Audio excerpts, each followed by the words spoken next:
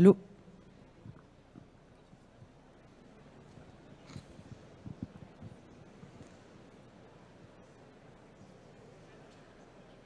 Okay, good afternoon, everybody. Thank you to the Vitafood organization for receiving us to present you, let's say, a kind of revolution in terms of preclinical model. And we have tested this model to show the efficiency of Life-Inu BSE1, which is a probiotic strain, and we tested on a new intestine chip model.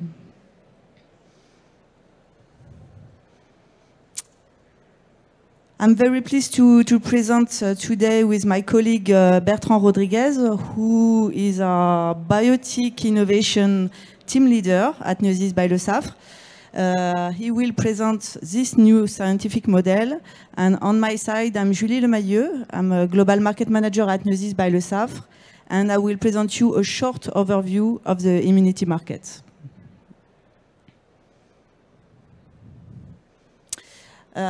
Just a few words on Neosis by Le Saffre, who doesn't know the company yet. Neosis is a part of Le Saffre Group, which is a key global player in yeast for more than 170 years now. And Neosis works on all microorganisms and biotransformation processes in order to provide active ingredients, nutritional yeast, and probiotic for sure, because this is the subject of today. And we work with on different markets for that, on different health benefits. And today we will focus on the wellness and immune health market.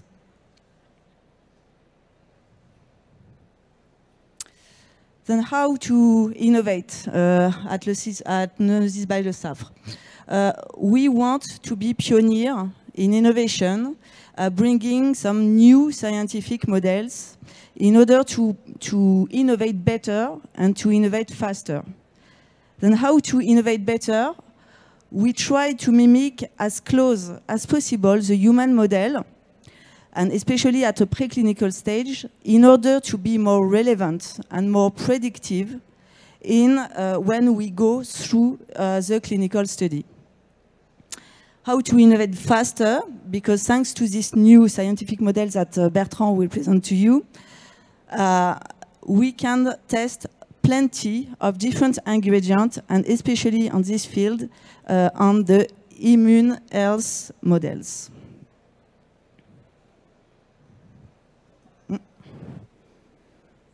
Okay. To innovate, we work with a lot of partners, from universities to laboratories, and for this model, we have worked with Emulate, which is a spin-off from Harvard, and we have worked with them to show the efficiency of Life-Inu BSE1 in a new dynamic preclinical model on immune health.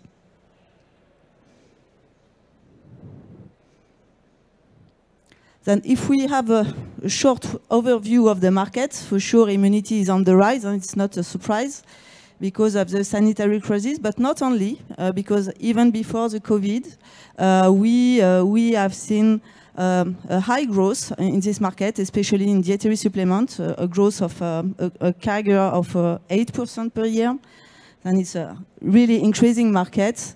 And if we want to go in the field of probiotic in these markets, probiotic is now a well-known ingredient to support the immune system.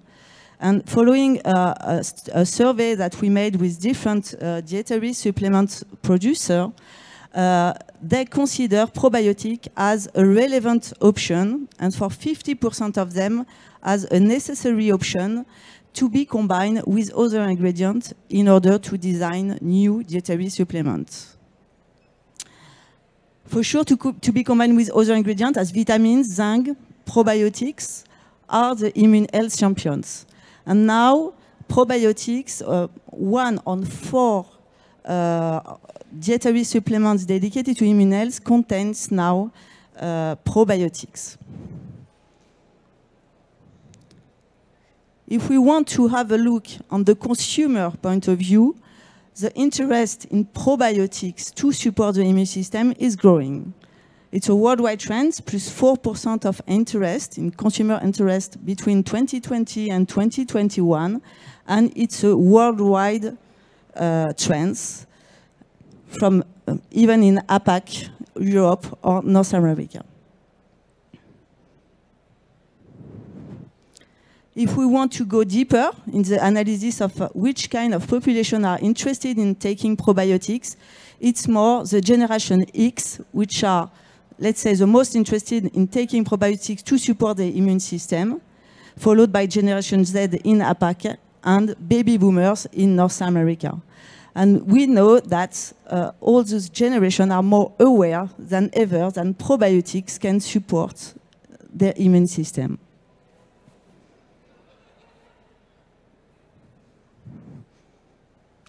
But what do they expect? More and more brands are responsible in the way that they provide a new product in the market, in food, superfood, but in supplement as well. And more brands bring some value when they develop a new product, more consumers are watching. And then sustainability is one of the key points in the development of new products. And in the sustainability, we can think about the animal welfare. And if we see the principle of 3 R's, improving animal welfare in the science, in research, one of the key topics is how to replace as often as possible the animal models to bring a new ingredient in the market. And in this way, we think that this is another reason to develop this kind of new scientific model, as Bertrand will show you in a few minutes. Then let's go deeper in the presentation and in the subject of today. LifeInu BSE1 is a stable probiotic dedicated to immunity. We have already a strong substantiation from in vivo studies to in vitro studies. And we have launched for 1 year now a strong program on new substantiation on these ingredients. But the question was for us how to be more predictive, how to be more relevant in the science that we provide, how to go faster in the innovation and the substantiation, and how to get a more sustainable approach of the science. And I will give the floor to Bertrand. Thank you, Julie. Thank you for joining. Yeah. So let's talk now a little bit about science. Yeah. So coming back, a step back to preclinical models. So we think at Nuosis that all cannot fulfill our needs in terms of sustainability for once and predictability on the other side. So just have a look at animal models. There is a lack of translation to clinics sometimes. Classical cell lines, 2D cell lines, are often not react in a relevant manner because of too simplistic model. And finally, organoid suspension cultures are not so suitable for us to investigate the probiotic properties. So we think, and know this, that probably organs on chips are the good manner to investigate further the probiotics properties and to anticipate what we can get in clinics in the time. So I would like to talk to you about gut on chip today because we are focusing on probiotics in the gut. And so what is gut on chip? This is a 3D human-derived cell culture system which reproduce microcellular environment. And it's composed of different parts. So you can see here on the slide that in the picture of the middle that the device is composed of a top channel in which you can see the intestinal epithelium cells, a bottom channel, which is seeded with endothelial cells, so mimicking the blood circulation. And in between, you have this porous membrane, which offers a clear tissue-tissue interaction, which is one of the assets of such model, and you will see later that it's of great importance. This model is also a dynamic one. So you can have a flux of fluid in the top channel, so mimicking the content of the lumen, and you can have also a flux in the bottom channel, so mimicking the blood circulation. And as well, one thing is important, that there is a physical constraint, which is in this model, allowing a well-developed model at the end with a real 3D structure. And I will go on later on in this presentation. And finally, I wanted to add also that you can add some complexity to the model, which is not so often in the kind of predictable model that we can use before. So you can add complexity going to use organoid-derived cells, but you also can add some different kind of cells in such models. So let me show you now an example of the real use of this model in terms of probiotics properties. I said to you before that you can put a flux of a dynamic system, so a flux mimicking the lumen content. And it's of great interest in that example using the famous LRGG probiotic. And you can see in the graph in the middle that looking at the resistance of the gut barrier, so the gut barrier functionality, there is no way to reproduce what was described in vivo, so strengthen of the gut barrier using a static model. And once you give a dynamic to the model, you're able to show that the LRGG, as well as in vivo, is able to strengthen the gut barrier. This model also offers the ability of the probiotic strain to adhere to the epithelial cells, which is already described in vivo. And finally, it offers also the possibility to have a co-culture in between the model and the probiotic up to 1 week, which is of great interest once you want to address the probiotics properties.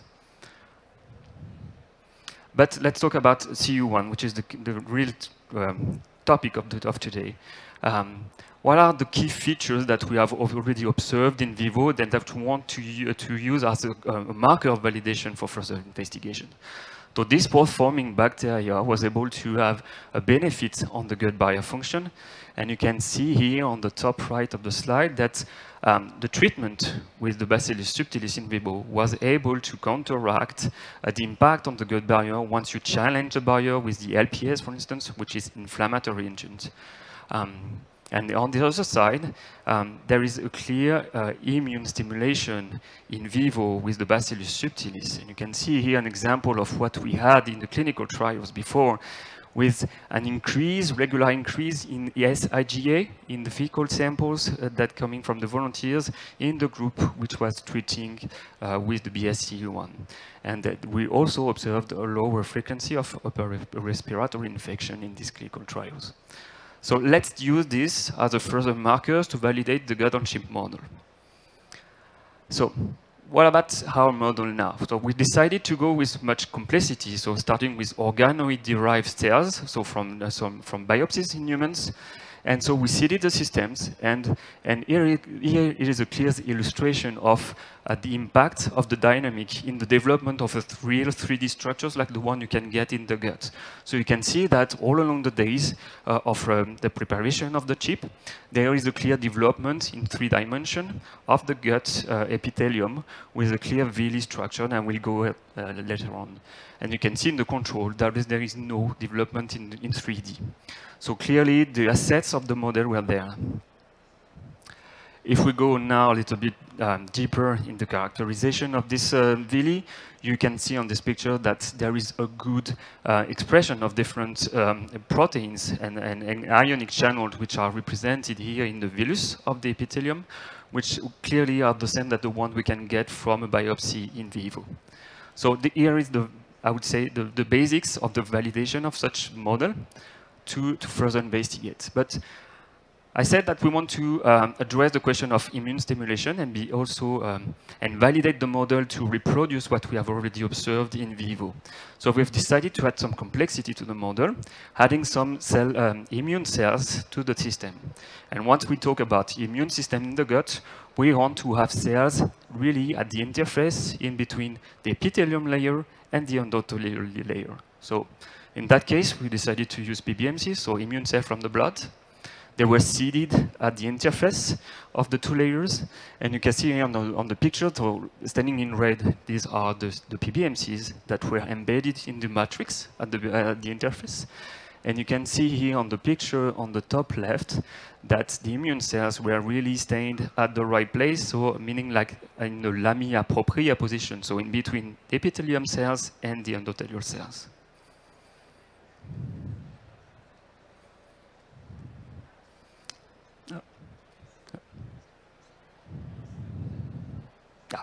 So talking about validation of the model, so we want to co-culture this system with a probiotic. So we have first to assess that the probiotic won't disable the system and won't negatively interrupt the system. So we decided to follow during time the treated systems, so with the spore, and the untreated ones, so just to compare that in terms of morphology, the gut-on-chip will develop well, and there will be no negative effects. And you can see here on those pictures that comparing the untreated and the treated gut chips, there is no negative impact on the morphology, meaning that the system was able to develop and to stay along the time up to 120 hours of co-culture. Now going a little bit deeper in this assessment of non-negative impact on the system, we decided to look at the expression of tight junction proteins, so claudin and occludin. And clearly on the pictures, you can see that there is no difference of expression in tight junction, so no negative impact of the probiotic on the expression of those proteins, meaning no negative impact on the gut barrier function. And you can see in complement of that looking at the permeability of the system, there were no differences in between the groups that were treated with the probiotic and the groups that were the control ones. So no negative impact on the gut barrier function. Now, looking at some key features that we have already showed and already talked about the CU1 effects that we have observed in vivo. There is two things that I would like to show you today in validating this model, is the impact of the CU1 on some specific markers, which are the expression of CFTR, which is an ionic channel expressed in the gut epithelium, and the TLR4 receptor, which is a receptor which is able to trap some bacterial component in the gut. And clearly in vivo, we have previously observed that while treating the model with the Bacillus subtilis, there were a lower than expression of the CFTR, which you can see here on the picture, on the fluorescent picture. There is a clear differences in between the control group on the top and the treated group on the back. So we were able to show that in vivo, markers were reproduced in vitro with this kind of model.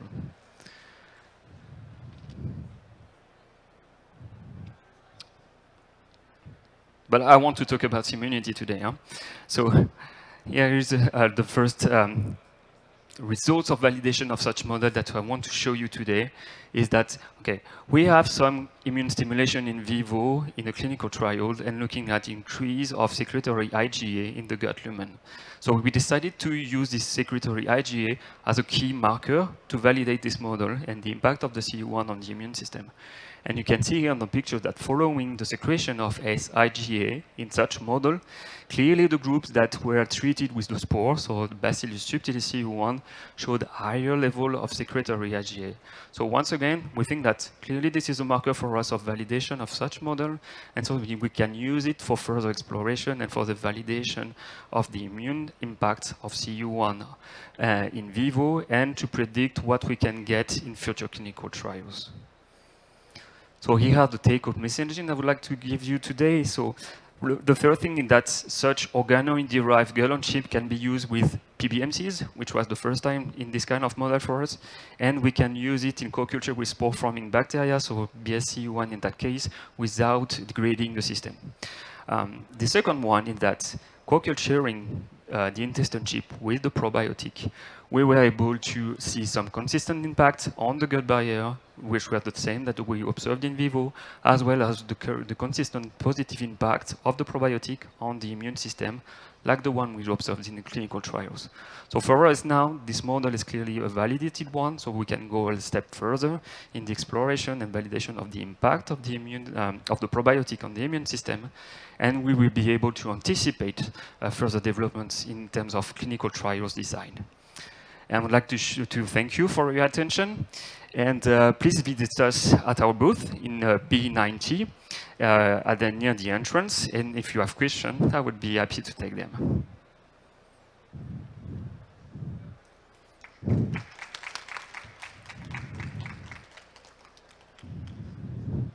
Yes, please. That's a very good question. Thank you, Yannick. Yes, we plan to go a step further. Yeah, to see if we can get back some results that we have already observed. So yeah, this was a validation step for us. Now we will go further for the exploration. Yes, please.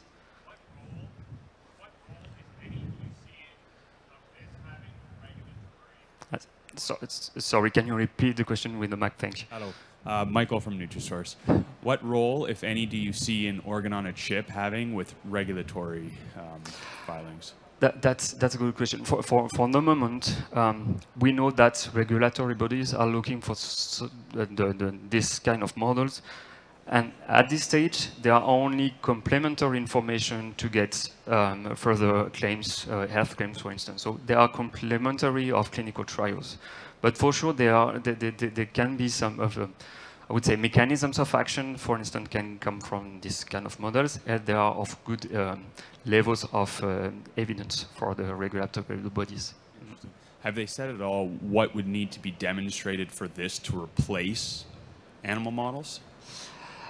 I would say that that's the plan for us. I mean, we know that we are able to repeat some key features that we have observed in clinical trials. So once again, we don't need to use animal models for this kind of application. And coming back from previous experience, I can tell you that looking at the intestinal immune system in a mice is completely different than the observation that you can get from clinical trials. Thank you. Thank you, Michael.